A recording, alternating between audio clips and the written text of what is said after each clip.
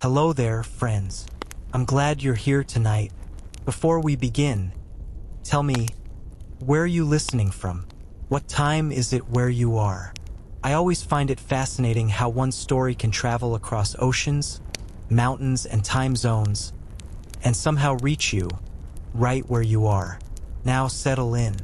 Get comfortable. Let's go back, far back, to a world lit by candles and warmed by fire. A world where every sunrise carried both hope and hardship. This is the world of Thomas, a peasant from a small English village, sometime around the middle of the 14th century. The morning begins before the sun even breaks the horizon. The first thing Thomas hears is the distant sound of a rooster, followed by the low, sleepy grunts of the family's pig outside. The air inside his cottage is cold and smoky.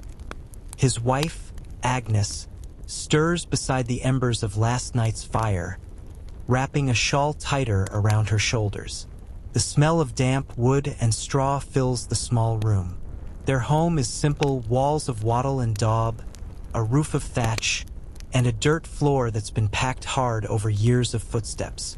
Above, the faint scratching of mice in the rafters joins the quiet crackle of the rekindled fire. Thomas sits up, rubbing his hands together, his breath visible in the dim light. His back already aches, and the day hasn't even begun. He dresses in rough wool, a tunic patched more times than he can count. His boots are stiff with mud from the day before.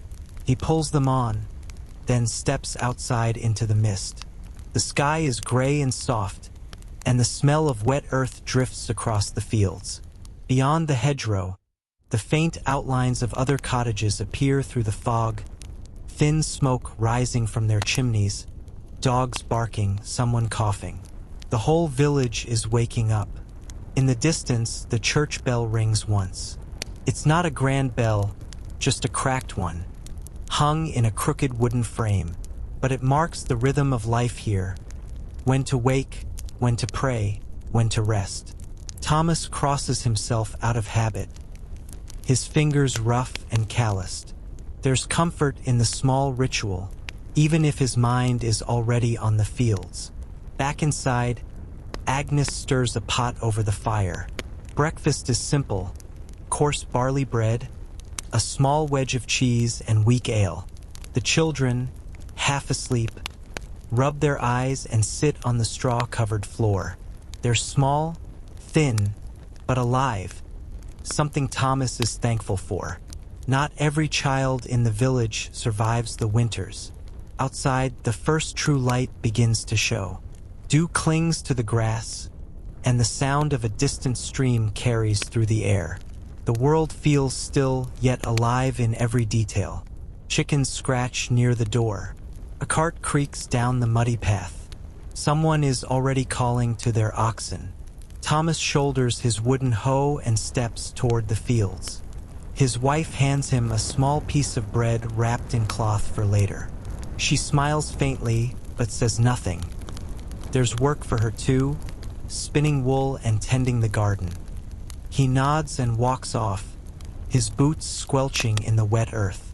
As he walks, the path winds between hedges and bare trees. The land here has seen centuries of toil. Every field, every ditch, every boundary stone was shaped by hands like his. Sometimes he wonders what it would be like to travel, to see the sea, or the city of London that travelers speak of in whispers. But the thought fades as quickly as it comes. His duty lies here with his patch of land and his family. When he reaches the edge of the field, he pauses. The horizon glows faintly gold now, and a chill wind brushes against his face. He can see his breath drifting like smoke. He presses the handle of his hoe into the ground and sighs. Another day of digging, sowing, mending fences, and hoping the weather will be kind. The life of a medieval peasant is not filled with great adventures or heroic deeds. But within its quiet rhythm, there are stories worth telling. The stories of endurance, small joys, and the deep connection between people and the earth beneath their feet. As the morning light spreads over the land, Thomas begins to work. The sound of the hoe striking soil joins the chorus of distant voices, barking dogs, and rustling wind. And so, another ordinary day begins in the small village of Cleve, deep in the English countryside, in a time when every sunrise was both a blessing and a burden. The first warmth of the fire creeps through the small cottage as the morning settles into its slow rhythm. Agnes hums softly while turning the bread over the embers, careful not to let it burn. Her hands move with the kind of speed that comes from doing the same thing every day of her life. The youngest child, little Margaret, sits near the hearth clutching a wooden doll carved by Thomas years ago, its head long since cracked but still loved. The cottage is one room divided by a hanging cloth for privacy. Against the wall rests a rough table made from uneven planks, its surface polished smooth only where hands have touched it for years. Beside it, a chest holds what few possessions they own: extra wool, a small iron pot, and a pair of shoes too small for anyone now. The smell of smoke mixes with that of damp straw, and in the low light, you can see dust floating gently in the air, turning gold in the fire's glow. Outside the door, Thomas's oldest son, John, about 12 years old, is already gathering kindling. His fingers are red with cold, but he doesn't complain. He glances toward the field where his father works, already dreaming of the day he'll join him properly. For now, he tends to the smaller chores, feeding the chickens, fetching water from the stream, and helping his mother with the animals. Each movement, though simple, feels like part of a larger rhythm, the quiet heartbeat of peasant life. Agnes calls to him to hurry. The morning doesn't wait for anyone, and the day is full of tasks. Soon she will go outside herself to tend to the small garden behind the house. The garden is precious. It gives them leeks, onions, cabbages, and herbs that make even the simplest porridge taste alive. She bends to check the small clay jars lined along the window. Dried mint, rosemary, and sage, carefully saved from the summer harvest. In the cold months, these little touches mean everything. The sound of the village grows louder as the sun rises higher. Somewhere a baby cries. A cart rolls by, its wooden wheels squeaking. The blacksmith's hammer begins its rhythm, echoing faintly through the mist. Dogs bark and hens scatter.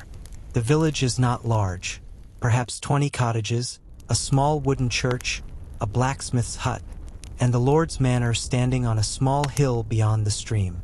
Smoke rises from each home, curling upward like silent prayers to the morning sky. Every villager knows everyone else by name. They've shared births, weddings, and burials for generations. Secrets are few, gossip is plenty, and time moves slower here. The seasons mark the true passing of life. A good harvest means relief. A bad one can mean hunger. Still, there's laughter too, often found in the smallest things. A good loaf of bread, a child's first steps, or a song hummed on the way to the fields. Agnes steps outside, adjusting her shawl. The ground is still damp, and her shoes sink slightly into the mud. She walks to the small pen where their single cow, Brindle, waits impatiently. The cow's breath steams in the air as Agnes strokes her neck and begins to milk her into a wooden pail. The sound of milk hitting the bucket is steady and comforting, like rain on a roof.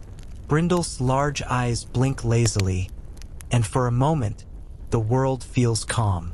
Back inside, Margaret giggles as the family's dog, a small, shaggy creature named Pippin, tries to steal a crust of bread from the table. Agnes scolds him half-heartedly. There's no real anger here, just the ordinary life of a family surviving one day at a time. She pours the fresh milk into a clay jug and sets it aside to cool. Later, she'll use it to make cheese, a skill every woman in the village knows. As the sun climbs higher, light spills through the small opening in the wall that serves as a window. Dust motes shimmer like tiny stars. For a brief moment, the cottage looks almost beautiful. Poor, yes, but full of warmth and purpose. The wooden beams creak as if alive, the fire crackles, and outside, the fields stretch endlessly, waiting for the day's work to be done. Sometimes, during quiet moments like this, Agnes thinks about her own childhood. Her mother used to say, "The land is the Lord's, but the breath in your lungs is yours. Keep it and keep going." She repeats those words often, especially when the winters are hard. In this world, strength isn't about fighting, it's about enduring. By mid-morning, Thomas will return briefly to drink water and rest his back, and then he'll go on working until the sun begins to dip again. The hours between now and then will pass slowly, filled with chores so small and ordinary that they barely seem worth noticing. But together, they form the invisible fabric of life. The rhythm of this household is steady, ancient, and unbroken. It's the same pattern that's repeated across thousands of villages for hundreds of years. And though Thomas, Agnes, and their children may never know their names written in any book, their lives are the heartbeat of an age. A quiet world of survival, faith, and fragile beauty. As the sound of the blacksmith's hammer echoes again in the distance, Agnes looks toward the fields, squinting against the sun. Somewhere out there, Thomas is working, his figure small against the vast, rolling green. And though the day has only just begun, it already feels like a lifetime. By the time the morning fog begins to lift, Thomas is already deep in the fields, the weight of his hoe firm in his hands. The air is cool and thick with the smell of wet soil. Crows call overhead, circling lazily above the plowed ground, waiting for worms to rise. In the distance, other figures move slowly through the mist. Neighbors, friends, fellow peasants bound by the same unending work. The land stretches far, uneven and heavy with clods of dark earth. Each patch belongs not to them but to the local lord, whose manor stands like a silent overseer on the hill. The peasants till it for their survival, giving a share of their harvest as rent. It's an ancient arrangement, older than memory itself, and though no one speaks of it much, every man here knows that the land owns them as much as they work it. Thomas stops to rest for a moment, leaning on the handle of his hoe. The sky has cleared, revealing a soft blue above and a faint warmth from the sun. Around him, voices begin to carry across the fields, low, steady, and familiar. He can hear Will, his neighbor, joking with another man about the miller's new ox. Laughter breaks through the morning calm, brief but bright, before fading again beneath the sound of shovels striking dirt. Work here is hard, repetitive, and endless, but there's a strange comfort in its rhythm. The swing of the hoe, the scrape of metal against stone, the feel of the earth giving way, each motion becomes a kind of quiet music, one that every peasant knows by heart. Thomas hums softly as he works, a tune his father taught him long ago.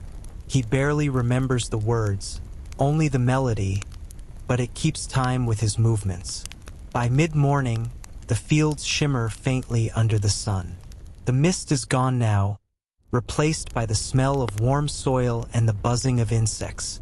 The men pause to wipe their brows, leaning on tools that are little more than worn wood and dull iron. Will walks over to Thomas, his face lined with years of wind and labor. "Good morning to you, Tom," he says with a grin, his voice rough. "The ground's stubborn today." Thomas nods. "Aye, feels heavier every spring." They share a small laugh. Between them, no words of complaint are needed. Each knows the other's burdens. The taxes, the hunger that sometimes comes before the harvest, the endless chores waiting at home. Still, there's friendship in this shared endurance, a quiet strength that holds the village together. Will pulls a small flask from his belt and takes a sip before passing it to Thomas. The ale is warm and weak, but it lifts his spirits. He wipes his mouth and hands it back. "Heard the miller's son caught the Lord's goose again," Will says, chuckling. "They say the bailiff near chased him into the river." Thomas smiles faintly. "Better the river than the stocks."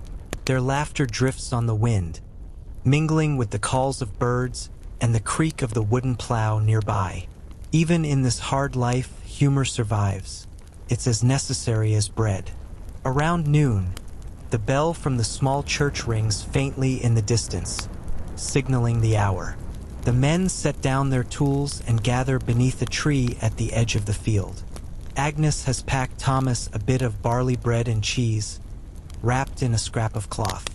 He eats slowly, savoring each bite. Hunger is always close, and waste is a sin not against God but against survival itself. They talk quietly as they eat, of weather, of children, of the rumor that a new road is being built beyond the forest. For a moment, they even dream aloud of better days. Will says he'd like to see the sea one day. Thomas listens but says nothing. He's heard tales of it, of waves taller than houses and salt in the air. To him, it sounds like another world entirely. When the break ends, the men rise again, backs bent, hands calloused. The work resumes as though it never stopped. Hours pass unnoticed, measured only by the shifting of the light.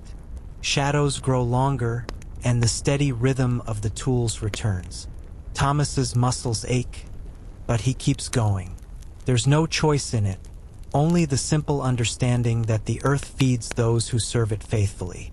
From time to time, he looks toward the distant line of trees marking the forest's edge. It feels mysterious, almost sacred.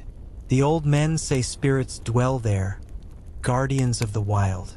Sometimes, when the wind blows from that direction, Thomas thinks he hears faint whispers among the branches. He tells himself it's only the breeze, but still he works a little faster. As the afternoon sun leans westward, the light softens, turning golden over the furrows of freshly tilled earth. Sweat darkens Thomas's tunic. His hands are blistered, but he feels a quiet satisfaction. Each patch of land he turns brings him one step closer to the harvest, to feeding his family through another winter. When the final blow of the hoe lands, he pauses and straightens up, stretching his back. The air smells of soil and grass, and for a moment, everything is still, the kind of silence that feels alive. He wipes his brow and looks toward the village, where thin trails of smoke rise from the cottages. It's nearly time to return home. Tomorrow, the same work will begin again, and after that, the next day and the next.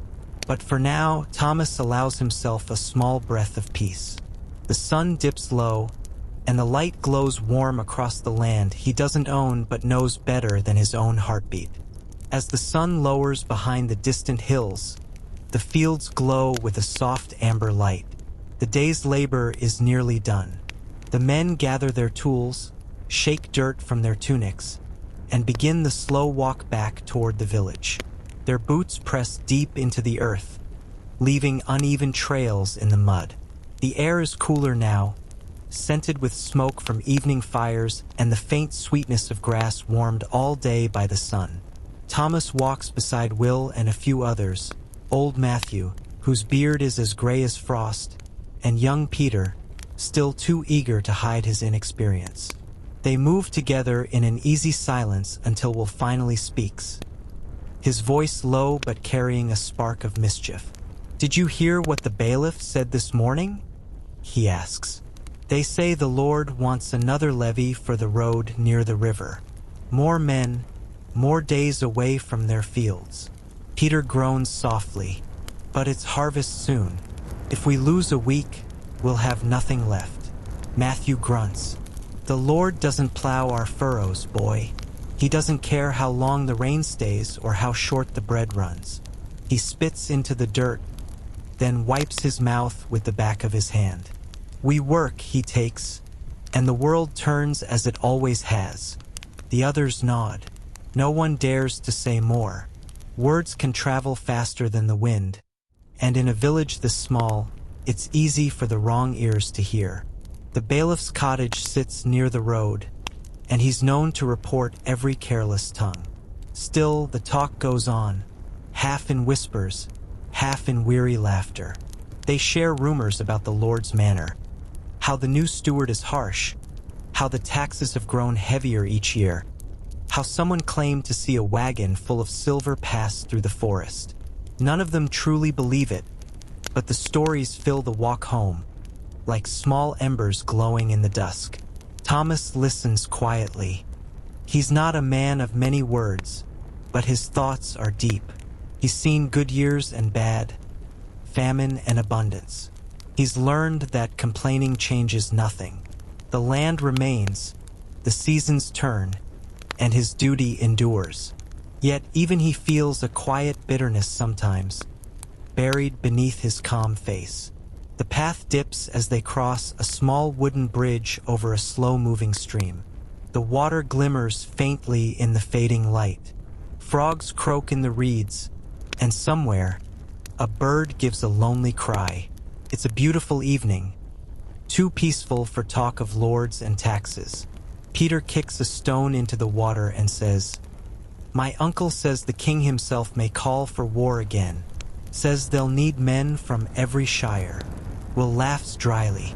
"Aye, and we'll be first to go, I suppose, armed with sticks and hunger." Matthew shakes his head. "The king and his wars are for others. We have our own battles to fight here with frost and drought, and the Lord's man counting every grain." Thomas smiles faintly. "And with the crows," he adds, "they're worse than any army." The men chuckle softly, and the tension breaks for a moment. There's comfort in humor, even when it's bitter. As they near the village, the smell of cooking fires grows stronger, barley stew, smoke, and the faint tang of ale. The sound of dogs barking echoes across the narrow lanes. Children run between cottages, their laughter bright against the darkening sky. The group disperses as each man reaches his home. Thomas waves to Will, then turns down the narrow path toward his own cottage. The familiar shape of it greets him. A low roof, a wisp of smoke curling from the chimney, the faint light of the hearth glowing through the doorway. His shoulders ache, but a quiet satisfaction fills him. Whatever the world demands beyond these fields, here at least there is peace. Inside, Agnes is kneeling by the fire, stirring a pot of thick stew. The smell is heavenly after a long day. The children sit nearby, whispering to each other as they mend a broken toy. When Thomas enters, Pippin the dog barks once and then settles back near the hearth. "You're late," Agnes says, not unkindly. "They had news from the manor," he answers, hanging his cloak by the door. "More work for the road." She sighs softly but doesn't comment. They've heard it all before. Instead, she ladles stew into a wooden bowl and hands it to him. The warmth seeps into his hands as he sits at the rough table. Steam rises in soft curls, carrying the scent of leeks and herbs. They eat together in silence, the way families often do when words are too heavy to speak. Outside, the evening deepens. The sounds of the village fade one by one. Doors closing, voices quieting, the final bleating of sheep being brought in. Only the faint ringing of the church bell marks the last hour of daylight. Thomas looks at his children, their faces sleepy and content in the firelight. He remembers his own father sitting just like this, after long days no different from his own. He wonders if his son will one day sit here too, telling the same stories, eating the same stew, watching the same smoke rise to the same thatched roof. Perhaps nothing truly changes, but that thought doesn't trouble him. In this world, stability is its own kind of peace.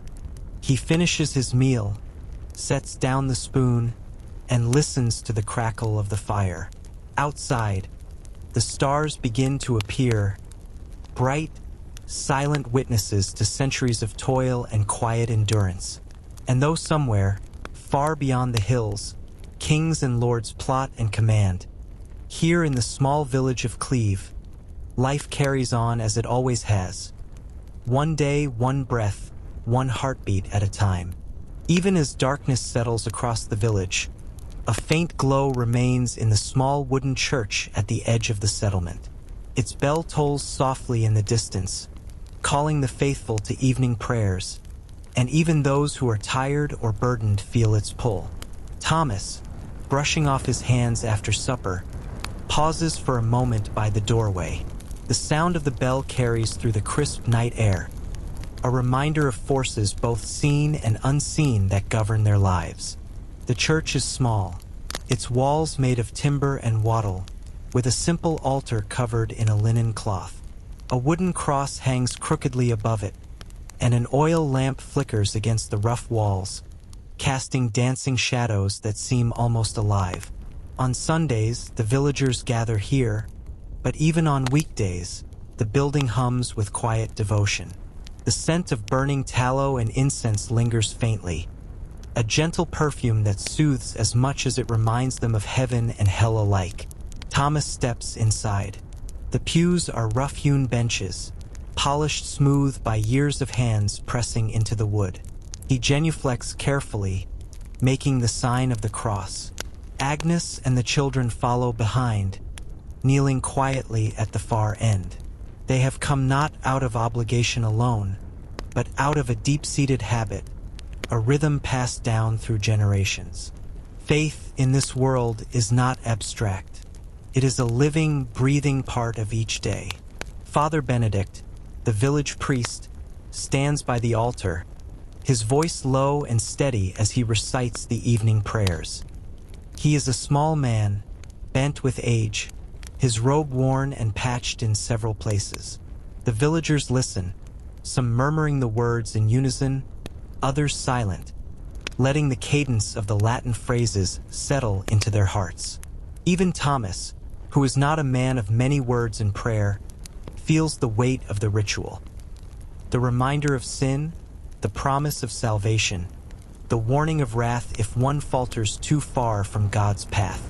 Outside the window, the moon casts pale light on the fields Thomas worked just hours ago. The sight brings a quiet reflection. Every swing of the hoe, every blistered hand, every drop of sweat, they are all, in some way, part of a larger tapestry woven by divine providence. The harvest, the weather, the birth and death of livestock, the life of a child. These are guided by forces that the villagers may not see, but they feel in the patterns of their daily toil. After prayers, Father Benedict speaks softly of the saints, stories of holy men and women who endured suffering, famine, and persecution. Their lives are examples, legends, and warnings all at once. Thomas listens, imagining their hardships as he has felt them, picturing a monk carrying a sack of grain through a snowstorm, or a woman praying beside her child during a long illness. He wonders if anyone in his village will ever be remembered beyond these walls, or if their deeds will vanish like footprints in the morning dew. Faith also shapes the fears of the village. Tales of wrath and divine punishment linger in every conversation. A poorly plowed field might be blamed on laziness, but also on God's displeasure. A sick cow is not merely ill. Perhaps it has been cursed or neglected in small but unforgivable ways. Thomas carries these thoughts silently, his mind turning over every choice, every action, even as he prepares for the next day's work. The fear is subtle, like a shadow at the edge of vision, yet it is constant. Festivals break this rhythm occasionally. Saints' days, harvest feasts, and church fairs are the rare moments of color in their otherwise monotone life. Villagers dress in their best tunics, and the priest blesses fields, animals, and homes. Songs rise in the evening, laughter and dancing temporarily lifting the weight of daily labor. Thomas remembers last harvest's celebration, When children played, men feasted on ale, and the women cooked bread with sweetened fruits. Even the poorest household felt richer during these brief interludes of joy. As the service ends, villagers leave slowly, exchanging small words, blessings, and the occasional joke. Thomas steps back outside, breathing in the crisp night air. Stars glimmer faintly over the thatched roofs, and the cool wind carries the scent of hay, smoke, and distant forests. He walks home with Agnes and the children, their footsteps quiet on the muddy lane. The bell tolls one last time, fading into the distance, leaving a calm that seems almost holy. Back in their cottage, the fire crackles warmly. Agnes tends the embers while Thomas checks the animals one last time. Margaret falls asleep with her head against her mother's lap. Even Pippin, the dog, curls up and rests. Outside, the village is silent, yet alive with the unseen pulse of life. The rustle of leaves, the distant call of a fox, the whisper of wind through the hedgerows. Thomas sits for a moment, letting the day's weight settle on his shoulders. Work, faith, family, survival, they intertwine so completely that it is impossible to separate one from the other. In this world, the divine and the mundane are inseparable, like roots growing through the soil. The light in the cottage dims as the children sleep, and the quiet night seems to hold a promise. Tomorrow, the work will begin again, but tonight, there is rest. And in that stillness, Thomas reflects, as he has done countless nights, on the life he leads. Not heroic, not wealthy, not famous, but profoundly human. A life bound to the earth, to the seasons, to the unseen hands of heaven, and to the enduring heart of his small village. While the men toil in the fields or gather at the edge of the forest, the women of the village begin their own long day. In Thomas's household, Agnes moves with quiet efficiency, carrying out chores that are just as vital as those performed in the open air. She wakes before the sun fully rises, lighting the hearth, boiling water for breakfast, and tending the small garden behind the cottage. Each motion is precise, practiced, a rhythm as old as the village itself. Agnes dips her hands into the cold soil to check on her herbs and vegetables. Carrots, onions, and leeks push gently against the earth, promising sustenance in the coming weeks. The small patch may not feed her family entirely, but it adds flavor and warmth to porridge, stews, and bread. Even tiny efforts like these are an act of care and survival, carried out in silence, yet essential to the household's continuity. The spinning wheel sits near the corner of the cottage, a familiar companion to many women in the village. With calloused fingers, Agnes draws wool into fine strands, twisting and twisting until the thread is smooth. Soon it will become cloth for her children's tunics, or for patches to mend worn garments. In every twist, there is patience, and in every coil, a quiet pride. This labor, repeated for generations, sustains both body and tradition. Nearby, Margaret watches intently, holding a small piece of raw wool. Her tiny fingers fumble with the fibers, learning the motions by imitation. Agnes hums a soft tune to guide her, a melody that has no words but carries the memory of women long gone. In this way, knowledge passes, silently, carefully, and with purpose. While some women tend the hearth and home, others venture beyond the cottages. Mary, a neighbor, carries water from the stream for the day's cooking. Another, Joan, kneads bread dough in the square outside her house, her hands covered with flour that dusts the air with each rhythmical push and fold. The sun rises higher, casting warm light across the village, and these women are already busy with tasks that seem ordinary, but are fundamental to survival.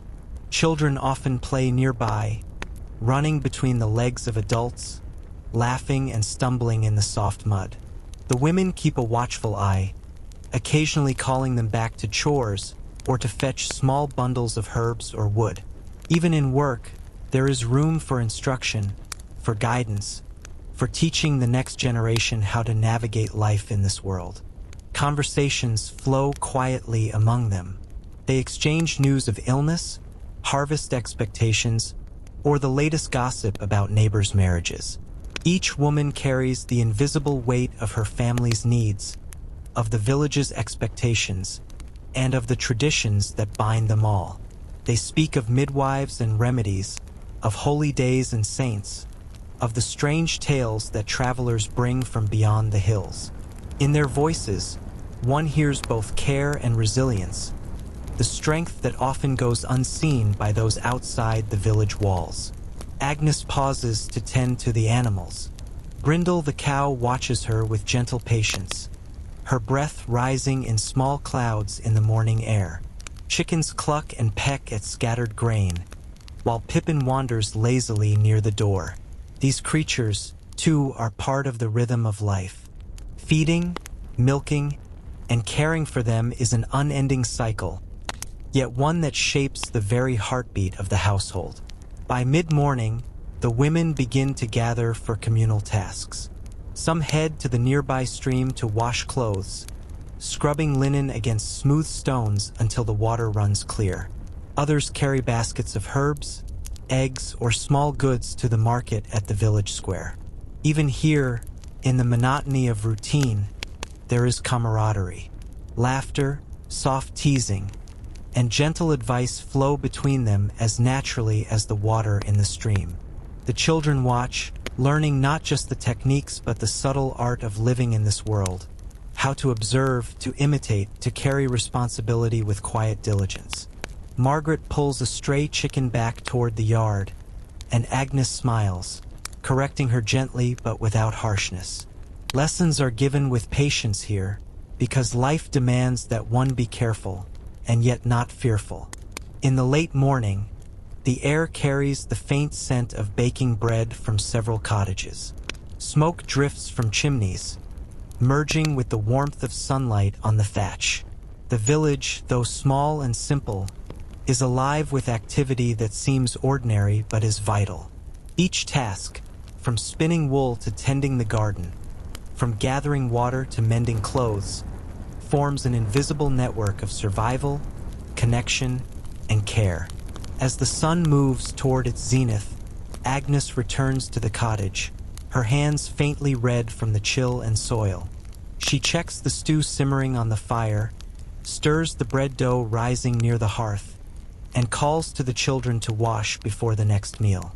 Outside, the wind stirs the hedgerows, carrying the soft chatter of other women, the faint clucking of chickens, and the distant rhythm of Thomas and his neighbors still laboring in the fields.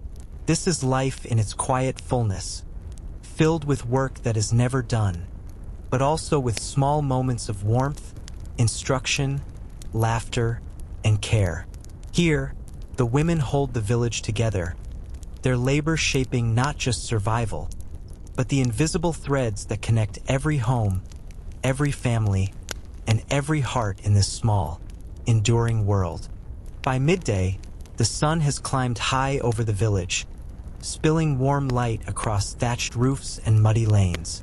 The labor of the morning leaves Thomas and his neighbors hungry, and inside the cottages, the women prepare meals that are modest, yet deeply satisfying. For a peasant like Thomas, food is both necessity and quiet celebration, a reward for work well done and a reassurance that life continues, steady and reliable. Agnes tends the fire carefully. The clay pot simmers over the coals, a thick stew made from barley, leeks, and the occasional turnip pulled from the garden. She adds a pinch of salt saved from months past and a few sprigs of herbs, their aroma rising like a gentle perfume into the low beams of the cottage. Even the simplest dish carries comfort, shaped by care, memory, and routine. Bread is the center of every meal. Agnes has already kneaded a new batch, letting it rest while she stirs the stew. The dough is coarse, made from barley or rye, sometimes mixed with a small amount of wheat when luck and harvest allow. As it rises, she sprinkles flour on the rough wooden table, her fingers flattening it with precision, smoothing the surface like a painter preparing a canvas. The smell is earthy and warm, promising sustenance and quiet pleasure. The children watch eagerly, faces pressed to the table's edge. Margaret's eyes widen as the dough swells, a small miracle that will soon be turned into loaves. John, older and more patient, waits near the fire, ready to help lift the pail of milk or carry wood for the fire. Even Pippin, the dog, sits quietly, nose twitching, anticipating scraps and crumbs. Outside, the village hums with similar activity. Neighbors pass by with baskets of vegetables or eggs, exchanging brief words and laughter. Some carry small jugs of weak ale, brewed in cottages from barley or rye, a mild drink for the young men returning from labor. In the summer, when honey is gathered or fruits are plentiful, there may even be small treats, dried fruits, a handful of nuts, or a sweetened porridge that tastes richer than any banquet. Thomas returns briefly, brushing mud from his boots. He sits at the table, shoulders heavy from hours of toil. Agnes ladles the thick stew into his bowl. The first bite is hot, the barley chewy and soft, the flavor simple but satisfying. He chews slowly, tasting the salt and herbs, grateful for warmth and nourishment. Even on a plain day, even in modest circumstances, the act of eating together carries a profound sense of connection and continuity. Meals are also a time for conversation, though quiet, reflective, and deliberate. Thomas listens as Agnes recounts minor village news, how the miller's son tripped into the stream, how a neighbor's cow gave birth to twins. These small stories, seemingly trivial, form the fabric of social life. They are what link each household to another, what keep the village alive beyond labor and survival. Occasionally, the conversation drifts toward the unknown. Travelers passing through, tales of distant cities, or whispers of unusual events beyond the forest. Children lean closer, wide-eyed, imagining great adventures they may never see. For Thomas and Agnes, such stories provide both distraction and amusement, a reminder that life is larger than their immediate world, even if they will never leave the village themselves. Once the meal is finished, Agnes clears the table with practiced efficiency. The children are sent outside for a brief run before the afternoon chores resume. Thomas wipes his hands, feeling the warmth of both the food and the brief pause in labor. Even Pippin, now content, curls into a sunbeam by the door, resting in the simplest comfort of life: fullness and warmth, bread and stew, milk and occasional ale. These are not luxuries but lifelines, connecting each family to the soil, the animals, the seasons, and to each other. Each meal tells a story of care, of foresight, and of human endurance. Every bite carries with it the legacy of countless generations who have tended the land, nurtured animals, and labored to transform raw elements into sustenance. As Thomas rises from the table, ready to return to the fields, he carries more than just energy for work. He carries the quiet satisfaction that comes from shared effort and shared survival. The small comforts, the warmth of the fire, the aroma of cooking, the taste of bread, remind him of life's continuity, its endurance, and its fragile joys.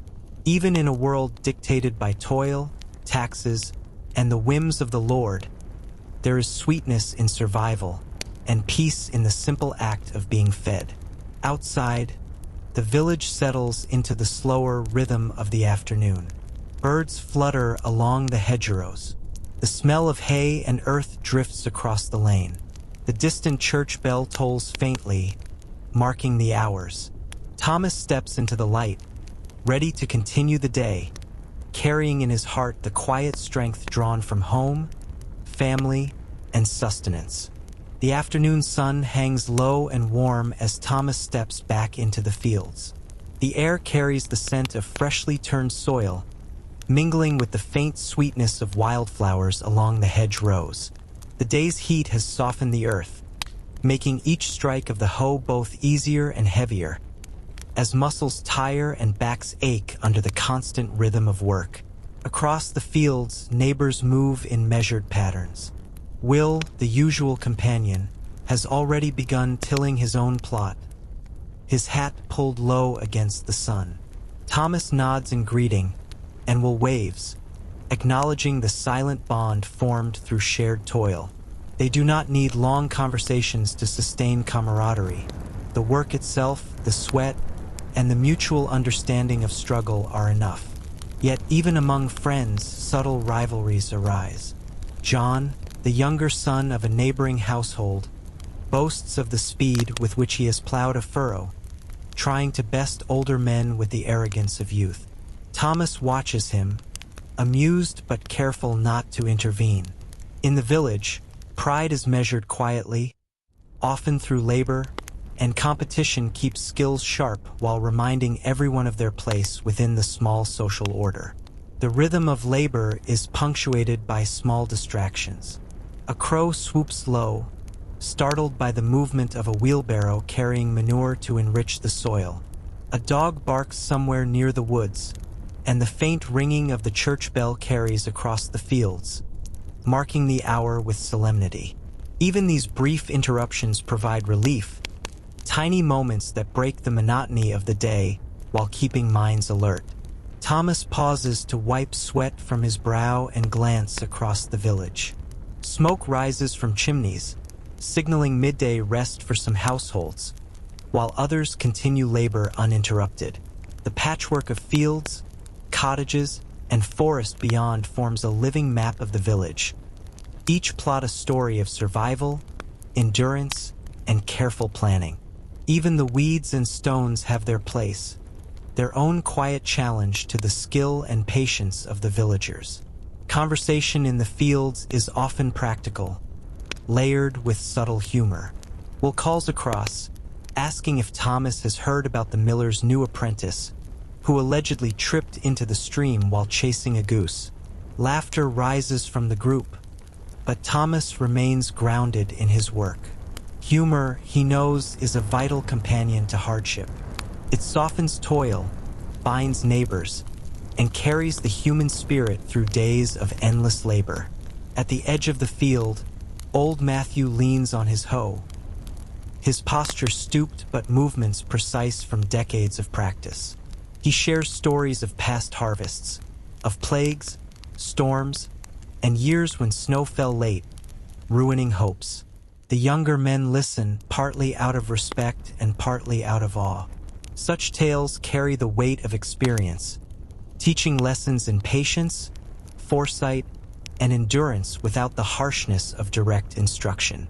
Occasionally, a village child wanders near the boundary of the fields, curious about the labor of men whose movements seem so rhythmic, almost ritualistic.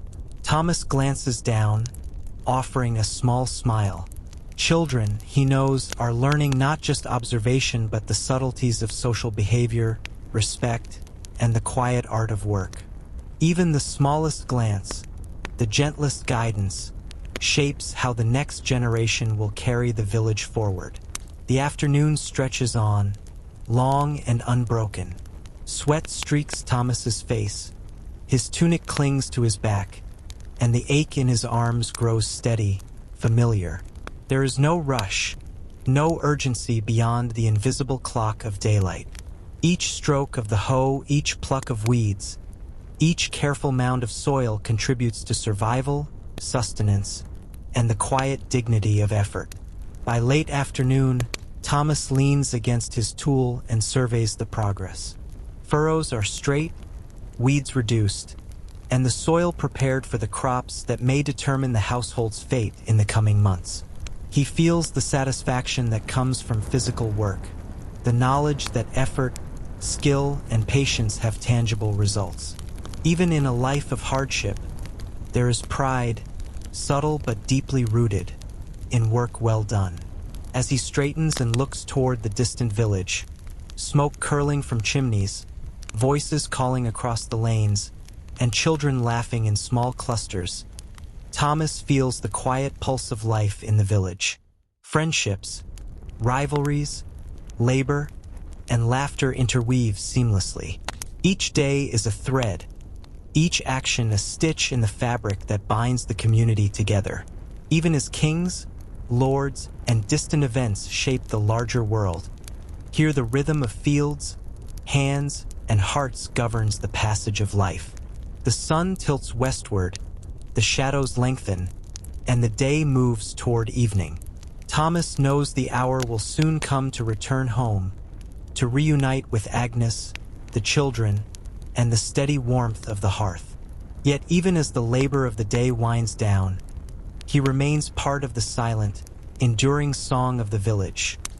Its toils, its quiet triumphs, and the delicate balance that allows life to continue, one furrow at a time. As the late afternoon light softens, Thomas walks along the narrow path toward the village, tools in hand and boots caked in mud. The air carries the distant hum of voices, the clatter of carts, and the faint bray of animals returning from pasture. But today, there is something unusual. A flicker of movement near the edge of the main lane, a group of travelers approaching, their cloaks dusty and worn from miles of road. Travelers are rare in the village of Cleve, and when they arrive, they bring more than goods. They bring stories, news, and a subtle reminder that the world beyond the forest and hills continues to turn in ways the villagers rarely see. Thomas pauses, watching as a small caravan of 3 people, a cart, and 2 horses makes its way slowly down the lane. Their presence draws curiosity. Villagers begin to gather, exchanging cautious glances and whispered speculation. The leader, a man with a wide-brimmed hat and a weathered face, tips his head politely as he passes. Behind him, a young woman carries a small bundle, and a boy pushes the cart, struggling with its weight on the uneven path. They move slowly, aware of eyes following their every step, yet seemingly accustomed to the attention. Thomas feels a mixture of curiosity and caution. Travelers, he knows, often carry news both mundane and unsettling. Rumors of bad harvests in distant towns, reports of bandits along trade routes, or news from the Lord's court. Sometimes they carry gifts, spices, or rare grains that the village will marvel at for days. But more often, they carry words that travel faster than silver or wheat. The villagers exchange greetings. Will nudges Thomas, whispering, "I wonder where they've come from. Maybe the market in Stonemere." Thomas shakes his head slightly, unsure. News of other towns feels distant, yet tantalizing, a glimpse of a life beyond furrows and cottages.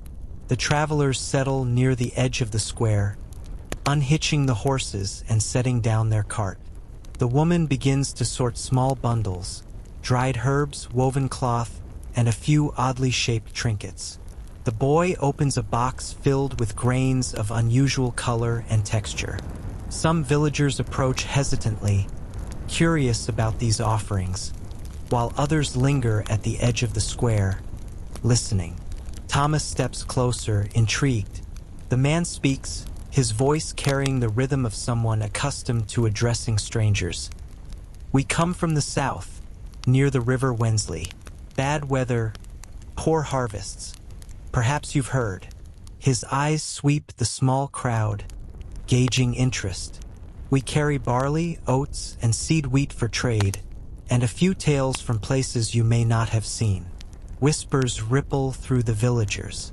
Tales of the South are rare, and the mention of poor harvests strikes a chord.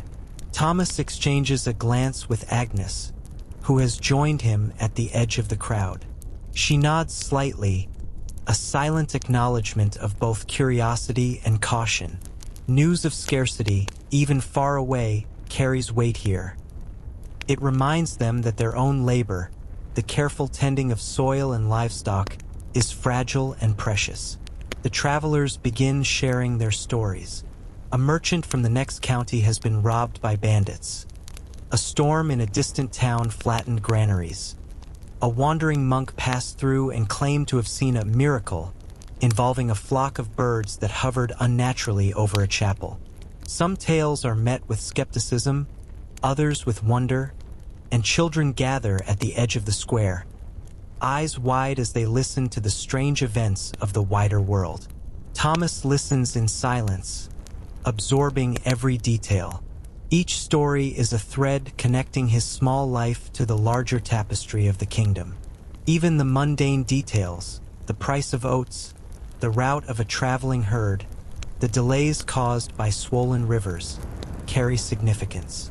They are reminders that survival depends not just on his own hands, but on a network of labor, luck, and circumstance that stretches far beyond the village. As evening approaches, the travelers prepare to leave. Some villagers barter for small bundles of herbs or grain, while others simply watch as the caravan moves down the road, disappearing into the distance. The memory of their visit lingers, a quiet reminder that the world is bigger, wilder, and stranger than the small routines of home and field might suggest. Thomas returns to his cottage, the light fading behind the distant hills. His mind carries the weight of stories and news, mingling with the ordinary thoughts of chores, meals, and the coming harvest. Even in this life of repetition, there are moments of surprise, threads of intrigue, and glimpses of the unknown, like distant lights shimmering through the forest. And as the village settles into quiet evening, he reflects on the balance between the ordinary and the extraordinary, the work of hands, the care of family, and the unpredictable world beyond the hedgerows and hills. Each day, each story, each fleeting encounter becomes a part of the rich, quiet rhythm of life in Cleve. The days grow shorter, and the sun tilts lower in the sky, casting long, golden shadows across the village of Cleve. Autumn is approaching, and with it comes the rhythm of harvest, a time of preparation, labor, and quiet anticipation. Thomas rises before dawn, the chill of early morning brushing against his skin, and steps outside to survey the fields. The barley and rye have reached their peak, their stalks heavy with grain, bowing as if in silent acknowledgement of the work yet to come. The village is already stirring. Women fetch water from the stream, children carry small bundles of firewood, and men gather sickles, scythes, and other tools, checking for sharpness and repair. Even Pippin seems to sense the urgency, padding alongside Thomas with slow, deliberate steps, ears twitching at the distant sounds of labor. The air is thick with the smell of earth, smoke from hearth fires, and the faint tang of dew on grass. Thomas inspects the fields carefully. Each row of grain must be straight, free of weeds, and ready to cut without loss. One misstep could ruin hours of labor, and in a season where every handful matters, mistakes carry weight. He checks the soil, feeling for damp patches where the harvest might rot if left too long, and observes the tips of the stalks, nodding at the progress. Experience tells him when the grain is ready, when the weather is kind, and when luck may intervene. Neighbors begin to gather, will calls across the lane, waving a hand. Ready for the work ahead, Thomas? The fields won't wait. Thomas nods, joining him, and together they walk among the crops, noting weak stalks to be bundled separately, and areas where extra care is needed. Harvest is not just physical labor, it is strategy, planning, and the careful orchestration of community effort. The women play a vital role. Agnes and others carry baskets for the cut grain, ensure food and water are available, and oversee the youngest children, keeping them safe from sharp tools and heavy loads. They share whispered advice, often interwoven with superstition and lore. Cut with the sun at your back, one advises, or the spirits of the field may frown upon you. Another warns, leave a handful at the edge for the fairies. They guard the land, and anger them, and the crops may fail. Thomas listens politely, amused but aware that such traditions, while rooted in fear and imagination, carry a rhythm that shapes the day. As the men bend to the work of reaping, their sickles slicing through the stalks, conversations flow in low, steady patterns. Tales of last year's harvest are recounted, along with predictions for the coming winter. Jokes about a scarecrow that haunts the neighbor's barn, and laughter spreads like warmth through the rows of golden grain. Old Matthew hums a tune, the rhythm keeping time with the repeated swings of the blade. The labor is steady, almost meditative. Each cut, each bundle, each tied sheaf is a small triumph, a tangible result of effort and cooperation. Yet the day is not without peril. Hidden stones dull blades, uneven ground trips feet, and sometimes a wayward branch or a stubborn root causes a brief, sharp pain.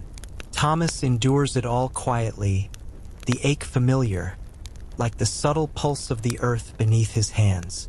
Midday brings a brief respite. Families gather near the edge of the fields, sharing bread, cheese, and small jugs of ale or water. Children sit quietly, nibbling while listening to the adults' stories. Stories of weather, omens, and sometimes strange occurrences from the wider world.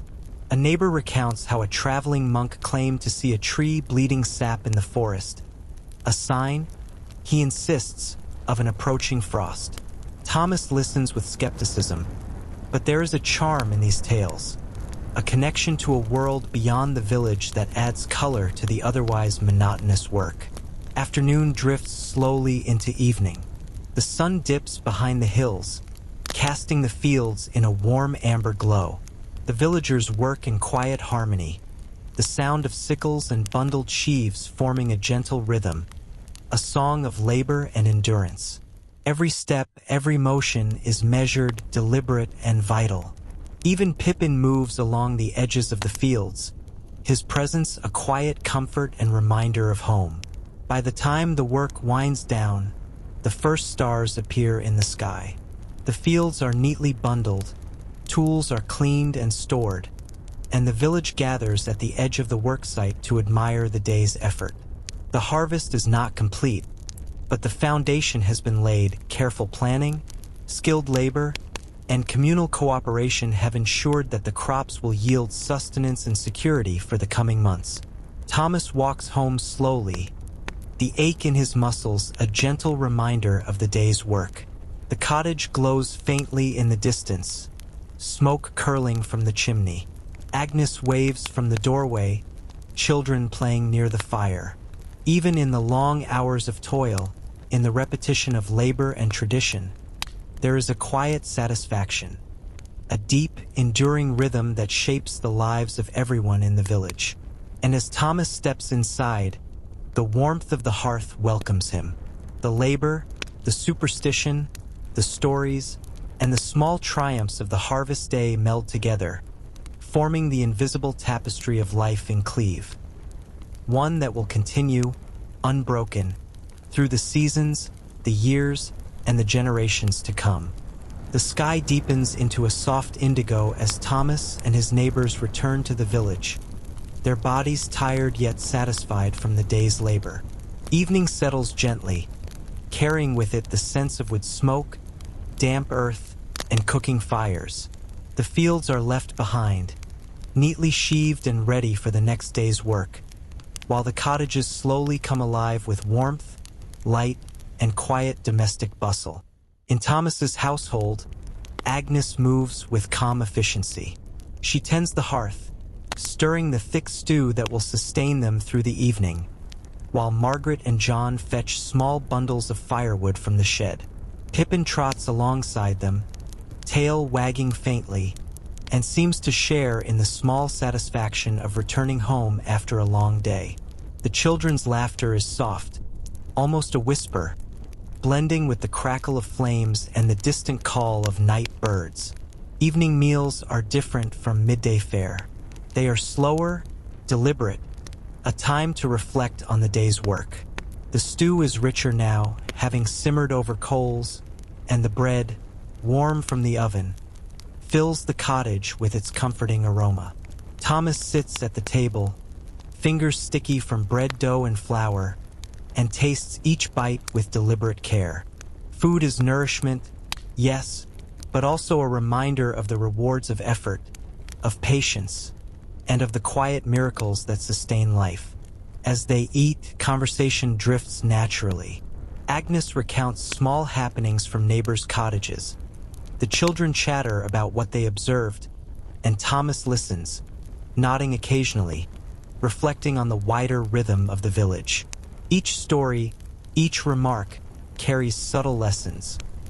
Cautionary tales about neglected chores, guidance about tending livestock, or recollections of strange events, sometimes humorous, sometimes unsettling, from the surrounding countryside. After the meal, the family moves closer to the hearth. The children curl up near Agnes while Thomas takes a small wooden tool to repair a frayed strap on Margaret's satchel. Outside, the wind stirs the hedgerows and rustles the thatched roofs, carrying the faint murmur of other households finishing their evening routines. The village is alive, yet quiet, a network of flickering lights and soft voices under the canopy of stars. Stories play a central role in these evenings. They are not mere entertainment, but a way to transmit wisdom, caution, and wonder. Agnes begins a tale she learned from her mother, of a traveler who vanished into the forest and returned with a strange token, claiming that the woods were alive with spirits who tested the hearts of those who passed. Margaret listens wide-eyed, while John fidgets, both frightened and fascinated. Thomas smiles silently. These tales, blending myth and lesson, shape the children's understanding of the world in subtle but lasting ways. The adults, too, share quiet reflections. Thomas and Agnes discuss the day's progress in the fields, the state of the livestock, and the upcoming tasks. They speak softly, aware of the children listening, but also recognizing the need to plan, to learn from mistakes, and to prepare for seasons yet to come. Their dialogue is practical, yet it carries an undertone of tenderness, the unspoken acknowledgement of shared life, labor, and endurance. The night deepens. The children eventually drift into sleep, their faces illuminated by the warm glow of the hearth. Thomas and Agnes sit quietly, sipping thin ale or warm water, letting the calm of the evening settle over them. Outside, the village is still. Only the distant hoot of an owl, the rustle of leaves, and the soft murmur of a sleeping brook break the silence. In these moments, Thomas reflects on the delicate balance of his life, the interplay of labor and rest, survival and comfort, routine and surprise. The harvest day, like every other, has tested patience, skill, and endurance. Yet it has also reinforced the quiet rhythms that define existence in Cleve. Every sheaf tied, every meal prepared, every story told contributes to the invisible threads connecting generations, neighbors, and the natural world. Eventually, Thomas rises, moving to extinguish the hearth and check the animals one last time. Brindle the cow settles calmly, chickens cluck softly in the coop, and Pippin curls near the doorway. The village lies in a soft hush, the night holding the promise of rest, renewal, and the gentle continuation of life. Thomas returns to the warmth of the cottage, ready to sleep, knowing that tomorrow will bring new labor, new stories, and the enduring rhythm of survival and community. The following morning, the village awakens to a crisp chill in the air. The sun rises slowly, brushing the thatched roofs with pale light, and the dew glistens on the grass like tiny jewels. Thomas steps outside, boots sinking slightly into damp earth, and pauses to survey the fields. Most of the harvest preparations are on track, yet something feels off. A faint unease carried on the wind, subtle but unmistakable to anyone who works closely with the land. As Thomas walks toward the barley plot, he notices the first signs of trouble. A patch of stalks near the northern edge is bent and broken, trampled by something heavy. The footprints are large, irregular, and lead toward the forest. His brow furrows. Wolves occasionally wander near the village, and wild boars are known to root in fields, but this trail seems unusual. The quiet rhythm of the day is interrupted, replaced with cautious calculation and observation. Thomas moves carefully, following the tracks without disturbing the surrounding crop. He recalls the lessons of Matthew, the elder, who often spoke of reading the land. The way grass is pressed, the soil disturbed, and the signs left by creatures, both wild and human. Each detail carries meaning, each observation informs action. The tracks lead to a small grove near the edge of the forest, where the soil is churned and a few frightened rabbits scatter at his approach. Returning to the village, Thomas informs Will and a few neighbors. The men gather quietly, sharing thoughts and concerns. There is no panic, only a measured awareness that the day may require more care. They discuss possible culprits: a wandering herd, a lost horse, or perhaps a lone predator seeking food. Each scenario carries implications for the safety of the crops and animals, and the village collectively decides to inspect their plots with greater vigilance. Meanwhile, the women continue their tasks, unaware at first of the discovery. Agnes notices only subtle signs: a few chickens missing from the coop, the displaced straw near the back garden, and shares her concerns with Thomas. They plan carefully, deciding which fences to reinforce, which gates to close, and which animals to keep closer to the hearth. Even in moments of tension, their actions are deliberate, informed by years of observation and experience. The children watch from a distance, curious and slightly apprehensive. Thomas bends down to explain quietly, "Sometimes, the world outside the village has surprises. We must be careful but not afraid. Work together and all will be well." Margaret and John nod, learning yet another lesson in the balance of vigilance and composure, a skill necessary in a life intertwined with both nature and routine labor. By midday, the village mobilizes cautiously. Men and women move through the fields, checking fences, securing gates, and ensuring that livestock are accounted for. The rhythm of work continues, punctuated now by careful observation and subtle adjustments. Even the smallest tasks, tying a gate, reinforcing a coop, stacking firewood, take on new significance, as if the ordinary actions themselves are a shield against unpredictability. Conversations ripple quietly through the village. Speculation about the cause of the disturbance blends with reminiscences of past challenges: harsh winters, sudden storms, and wandering predators. Each memory serves as a guide, shaping decisions in the present. The villagers speak softly but firmly, their voices calm yet purposeful, demonstrating the delicate art of communal problem-solving. Thomas returns to his own plot, reinforcing the northern boundary and checking the young wheat nearby. Sweat glistens on his brow, his muscles tire in familiar rhythm, but there is satisfaction in measured, deliberate labor. The threat has not been catastrophic, yet every precaution is a reminder of the fine line between stability and chaos, and of the quiet resilience required to maintain it. As evening approaches, the village relaxes, though attentiveness remains.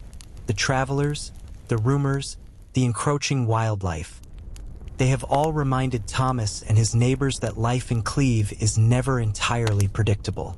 Yet, in the measured rhythm of work, in the quiet exchange of knowledge, and in the careful observation of nature, they find reassurance. By nightfall, the household gathers near the hearth once more. The children sleep, the animals rest, and Thomas reflects on the day's subtle tension. Even challenges, he realizes, are part of the ongoing lesson of village life. Adaptation, patience, and cooperation sustain both body and spirit. Outside, the wind rustles the hedgerows, carrying distant bird calls and the faint scent of the forest. The village settles into quiet, steady patterns. Thomas closes his eyes for a brief rest, knowing that tomorrow will bring new tasks, new observations, and the persistent rhythm of survival and community. A few days later, the village awakens not to the usual rhythm of work, but to a sense of quiet anticipation. Word has spread that a minor festival is to be held in honor of the harvest and the approaching end of the season. It is not a grand event, nor one celebrated with fanfare beyond the village borders. But to the people of Cleve, it is a momentary break from labor, a time for community, reflection, and small joys. Thomas steps into the crisp morning air, noting the soft golden light glinting off dew-laden fields. The villagers are already busy in preparation. Colorful ribbons are strung between poles, wreaths of dried flowers are hung on doors, and small bonfires are prepared at the edges of communal spaces. Even the youngest children participate, weaving straw and leaves into small decorations with careful hands, guided by older siblings and neighbors.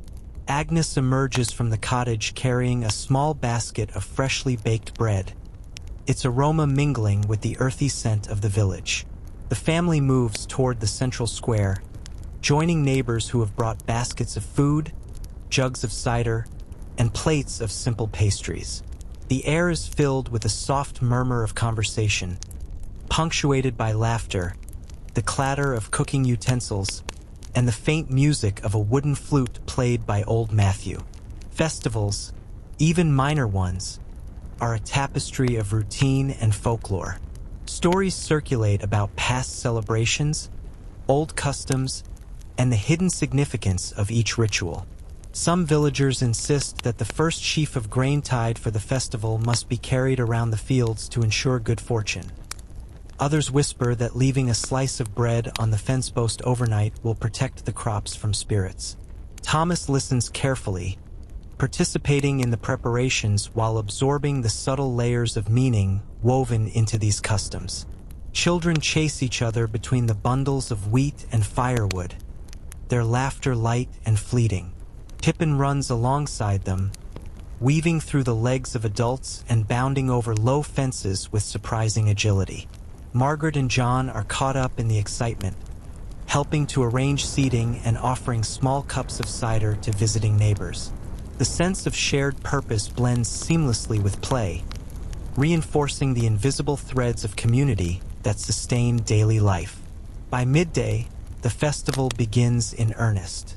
Villagers gather around the central bonfire, its flames crackling and sending sparks into the crisp air. Thomas observes quietly as small games are played. Tug-of-war with rope, contests of skill involving flinging hoops over stakes, and a simple race along the lane lined with sheaves of grain. Each activity is both amusement and subtle test of strength, skill, and coordination, reflecting the skills valued in daily labor. Stories are shared aloud, some humorous, others cautionary, each carrying the weight of tradition.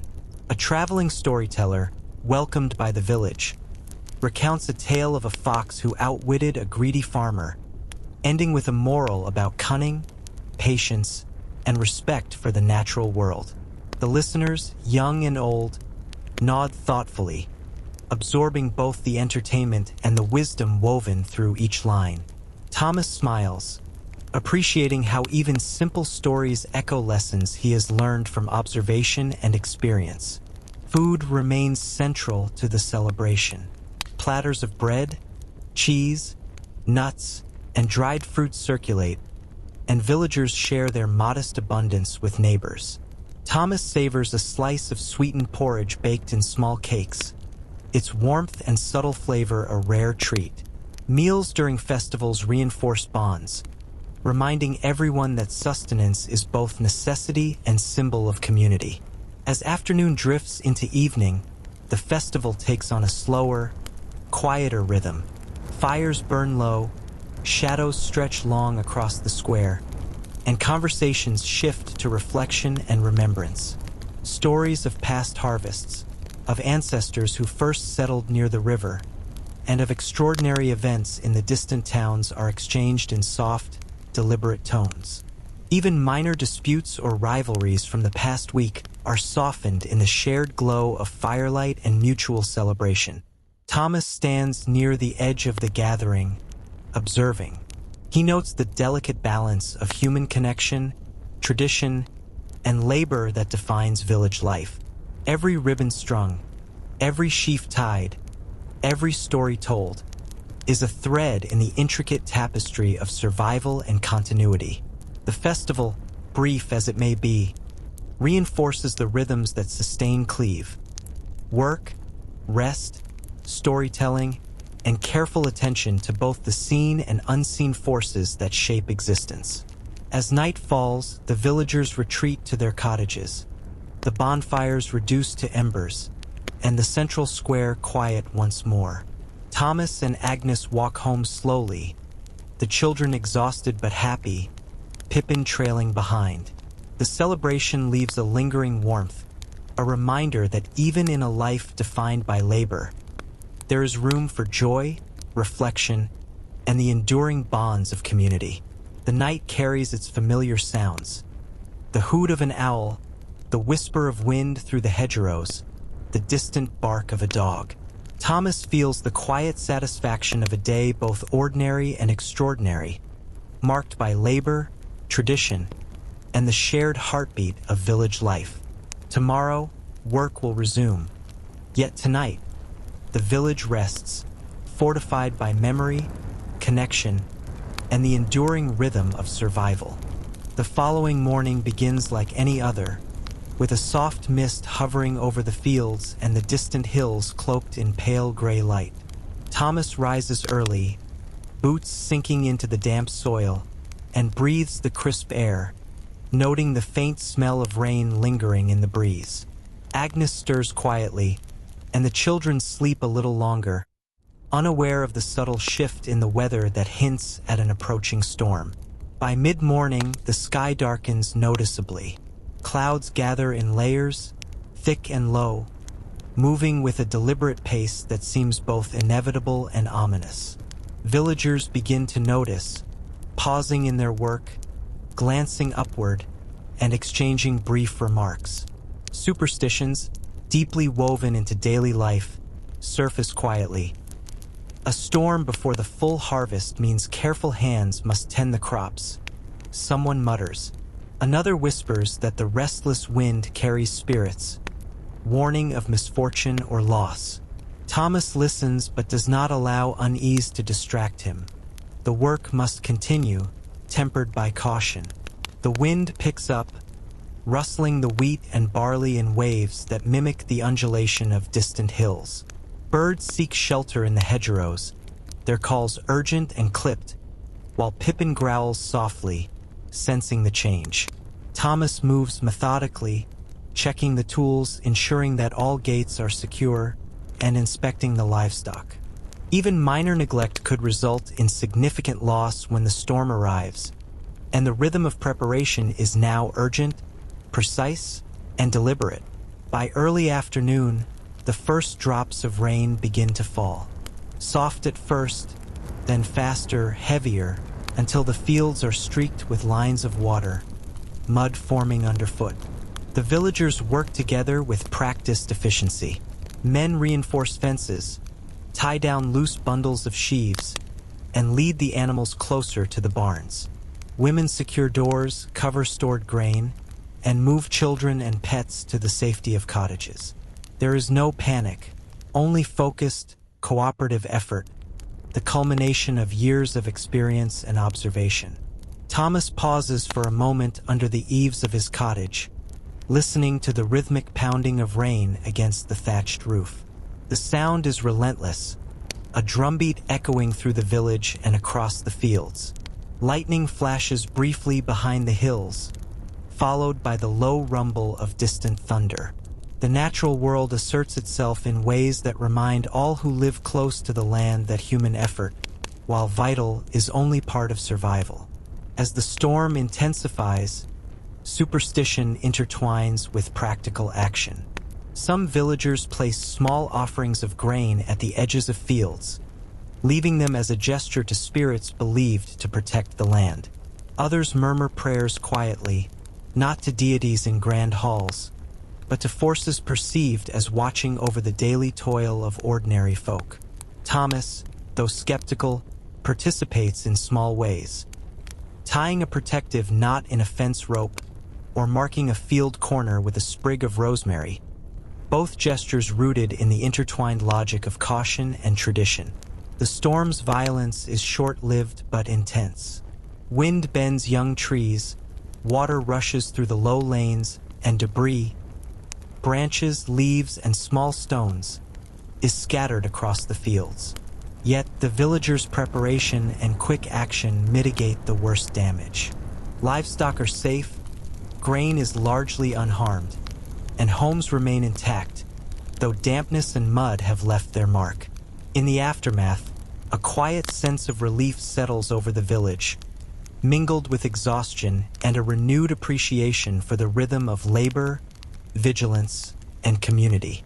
As evening approaches, the storm abates, leaving a world washed clean. Puddles reflect the soft pink and gold of a sunset breaking through the dissipating clouds, and the scent of wet earth mingles with smoke from hearth fires as villagers begin the slow process of drying, repairing, and preparing for the next day. Thomas moves through the fields, inspecting the crops with careful eyes, noting areas that need additional attention, yet feeling a quiet satisfaction in the collective effort that protected the village from serious harm. Back at the cottage, the family gathers around the hearth, sharing food and quiet conversation. The children are tired but alert, eyes wide as Thomas recounts the events of the day, how the storm arrived, how the village responded, and the subtle lessons in observation, preparation, and cooperation. Agnes adds small stories, woven with humor and caution, ensuring that the evening is both comforting and instructive. Outside, the wind dies down completely, leaving only the gentle rustle of leaves and the distant croak of frogs in the dampened fields. Thomas reflects on the delicate balance of life in Cleve. Labor and rest, preparation and unpredictability, human effort and the caprice of nature. Each storm, each challenge, is another thread in the fabric of village life, shaping resilience, community, and the enduring rhythm of survival. The morning after the storm dawns soft and quiet, with the fields glistening from overnight rainfall. Thomas rises early, boots damp from the lingering mud, and decides to take a walk toward the nearby forest and the small river that winds its way along the northern edge of the village. The storm has left subtle changes in the landscape. Puddles and depressions, mud-slicked paths, and branches scattered along the forest edge. These small details are significant. Careful observation may reveal useful resources or hidden dangers. Agnes watches him go with a quiet smile. She knows Thomas's routine, his habit of checking on the natural world beyond the village, learning from the rhythm of the land as much as from labor in the fields. The children wave briefly, Margaret clutching a small bundle of herbs she hopes to show him later. Pippin follows, eager for a walk, nose twitching at every scent carried by the moist air. The forest is alive with post-storm activity. Birds flit among branches, calling loudly as they reclaim perches disturbed by wind and rain. The ground is carpeted with damp leaves, mushrooms sprouting where shaded moisture remains, and small critters scurry among the undergrowth. Thomas moves carefully, scanning the edges of the path, bending occasionally to examine a moss-covered stone or a root exposed by recent soil shifts. Every detail may hold practical value. A bundle of dry twigs for kindling, a patch of edible herbs, or the faint tracks of a wild animal that could warn of danger. The river, swollen slightly by the storm, runs strong and clear. Its surface ripples with the movement of fallen leaves and occasional fish darting beneath the current. Thomas kneels at the edge, feeling the cool water over his fingers, and observes the small patterns of life within it. He notes a section where watercress grows thickly and marks it mentally for later gathering. Nearby, a fallen branch has trapped small debris, creating a natural basket that could provide kindling or even a temporary trap for small fish. As he explores, Thomas recalls stories shared by older villagers. Tales of river spirits, protective sprites, and even mischievous fairies are woven into every creek and forest glade. Some villagers claim to have seen lights flicker among the trees at night, or heard whispers in the wind that no one else could explain. Thomas listens carefully, noting each detail with curiosity rather than fear. Whether superstition or truth, these stories carry subtle lessons about observation, caution, and respect for the natural world. He gathers carefully. Small bundles of herbs, mint, thyme, and a few sprigs of sage are tucked into his satchel. Twigs and kindling are stacked neatly for transport back to the village. Along the riverbank, he collects smooth stones, noting some for sharpening tools or weighing fishing lines. Even small discoveries, a feather, an oddly shaped acorn, or a patch of moss, carry the quiet satisfaction of knowledge gained through attentive observation. Pippin, restless and energetic, occasionally darts ahead or chases the reflection of sunlight on rippling water. Thomas chuckles softly, enjoying the simplicity of the moment, the steady rhythm of movement, collection, and discovery. Each step, each gathered item, reinforces his connection to the land, his understanding of its subtle cues, and the skills that sustain life beyond the safety of village walls. By midday, Thomas has gathered a modest haul. He pauses on a small rise overlooking the river, noting how the forest has shifted after the storm. Fallen branches create new pathways. Small clearings appear where sunlight reaches the forest floor, and birds and insects reclaim their territory. The quiet observation strengthens his sense of place, a reminder that survival in Cleve relies not only on labor in the fields, but on constant awareness of the larger natural environment. On the walk back, Thomas encounters a neighbor, Old Margaret, collecting mushrooms along a shaded path. They exchange observations and advice, discussing which fungi are safe, which herbs are most effective, and where small game might be found. Their exchange is a subtle lesson in shared knowledge, survival, and community, passed down through experience and attentive observation. Returning home, Thomas places his collected resources near the hearth and begins preparations for drying herbs, sorting kindling, and marking items for future use. The storm, the forest, and the river have provided more than materials. They have reinforced the rhythms of patience, observation, and careful planning that define life in Cleve. As evening falls, he reflects on the quiet interconnection of village, forest, and river. Every day, every task, every subtle discovery strengthens the village's endurance and his own understanding of the world.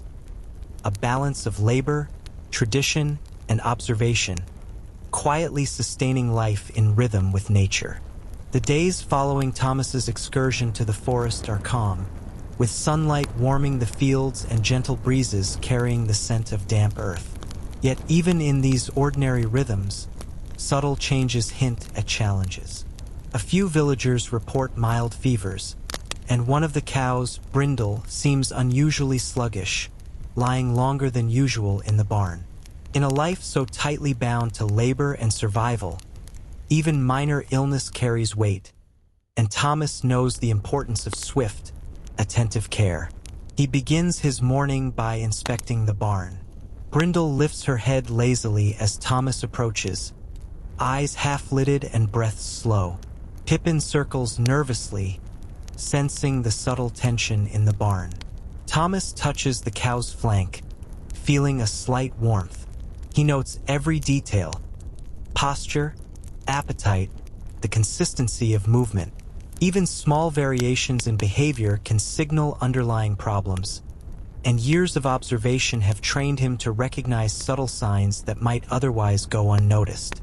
After ensuring Brindle is comfortable and isolated from other livestock, Thomas moves to check the rest of the animals. Chickens appear lively, goats graze with the usual quiet clatter, and the barn cats stretch lazily on beams. The careful record of observation continues, noting changes in routine, tracking deviations, and deciding which remedies or precautions to apply. These small actions maintain balance, minimizing the impact of illness on the village's food supply and daily rhythm. Meanwhile, neighbors bring word of similar complaints among the villagers.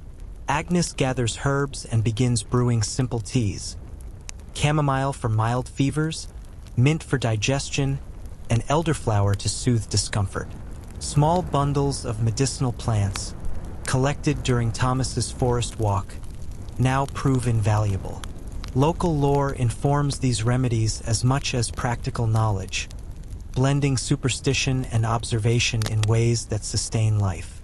Thomas assists quietly, crushing leaves, filling cloth pouches, and arranging the hearth for boiling water.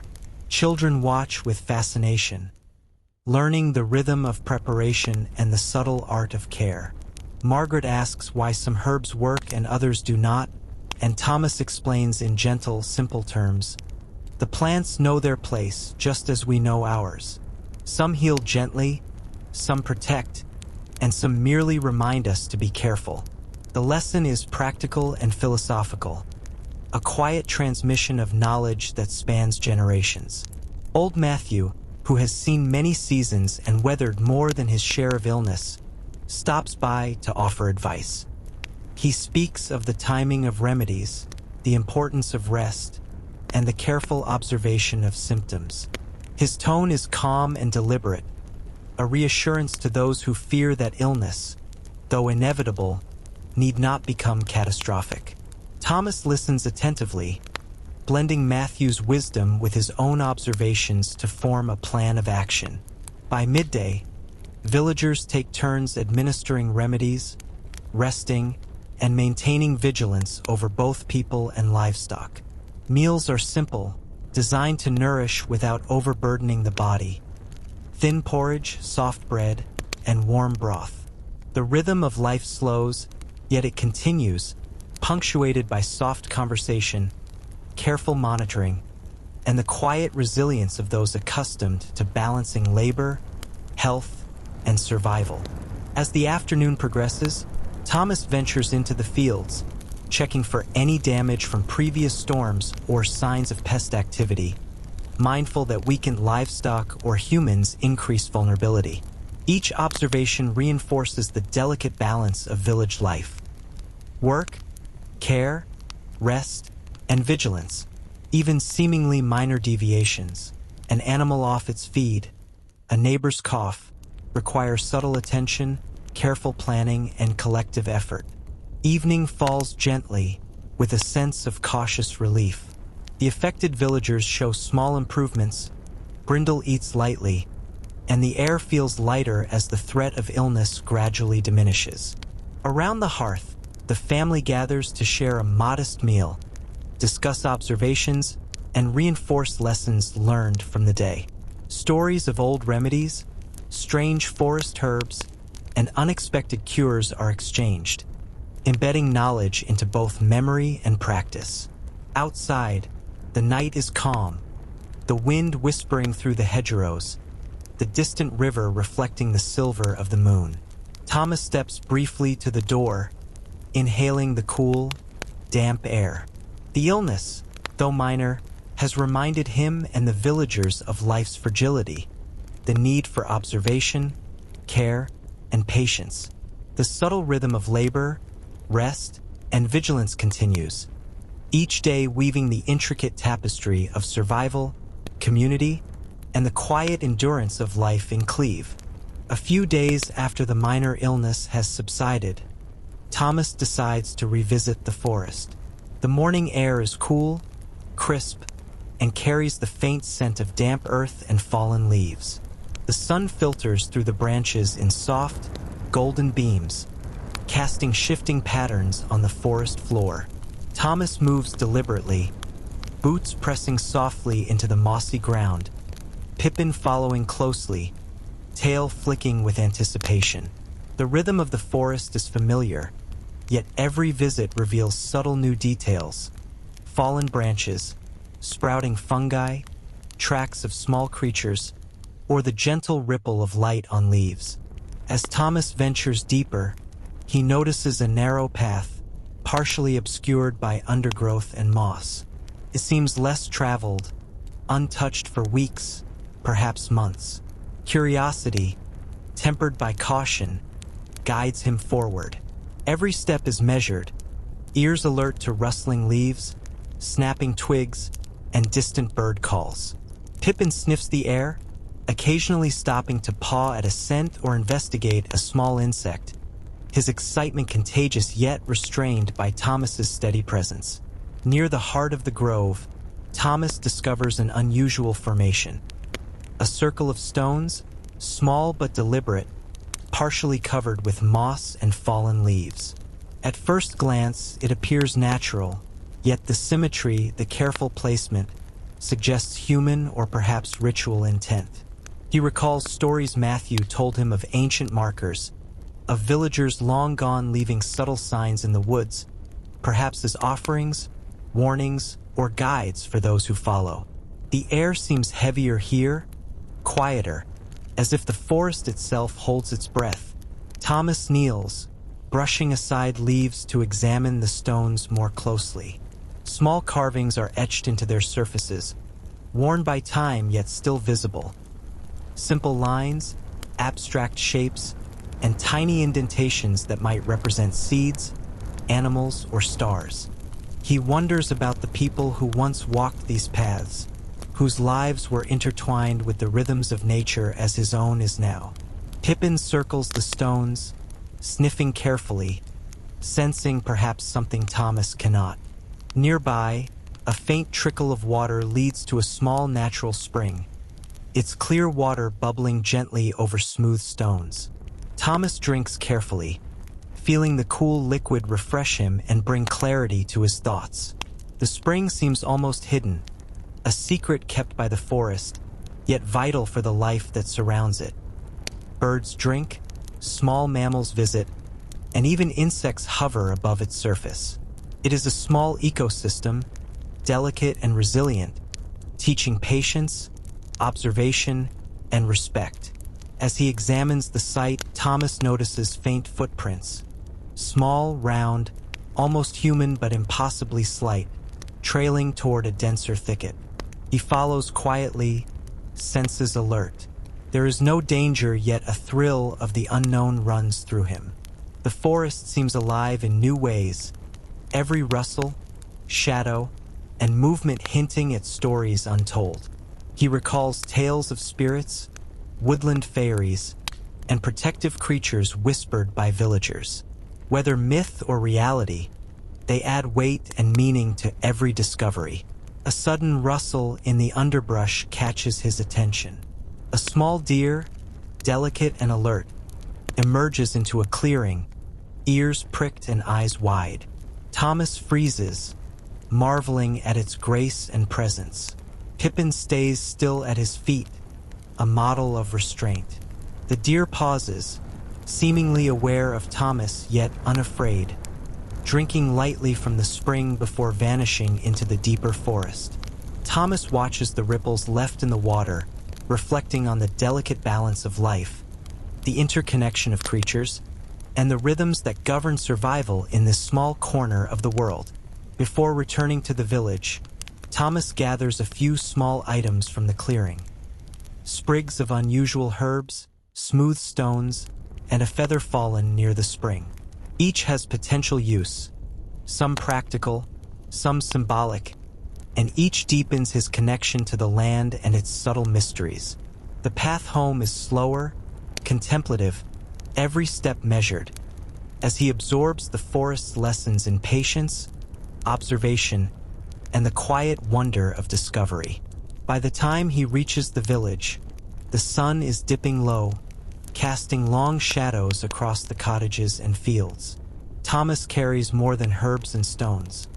He carries a renewed sense of connection, understanding that life in Cleve is sustained not only by labor and routine but by attentiveness to the natural world, by curiosity, and by respect for the subtle, hidden rhythms that guide all living things. The evening is calm, the family gathered as usual around the hearth. Stories are shared quietly, the children fascinated by tales of hidden springs, delicate deer, and ancient stones. Pippin rests at Thomas's feet, exhausted from the exploration. Outside, the wind rustles through the hedgerows, the distant river murmurs, and the forest, unseen, holds its secret still, waiting for the next attentive eye to notice its subtle wonders.